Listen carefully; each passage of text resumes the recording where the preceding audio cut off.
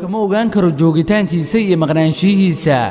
balse ninkani wanaagsan wuxuu ahaa mid markuu imaanayo shaqada albaabka igu soo salaamo gacantana iga dhunkada marka uu baxayana igu macsalaameeyo dhoola cadayntiisa quruxda badan wuxuuna isii su'aali jiray xaalka qoyskayga markii uu ii cafiyey qaladkii aan ka galayna waxaan u qaaday jacayl mar walboon arkana aad ayaan ugu dhoola caddayn jiray maantana markii ay ahayd wakhtigii uu soo bixi jiray waan sugay si uu ii macsalaameeyo sidii caadada ahaydba balse muusan soo bixin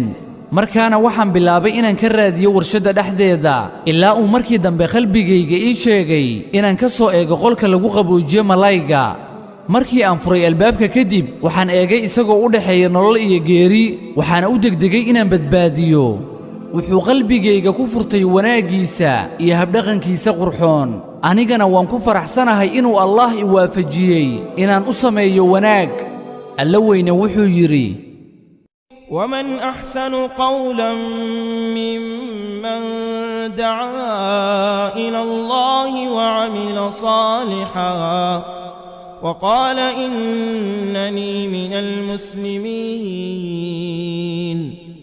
ولا تستوي الحسنة ولا السيئة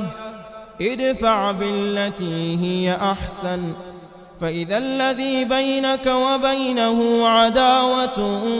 كأنه ولي حميم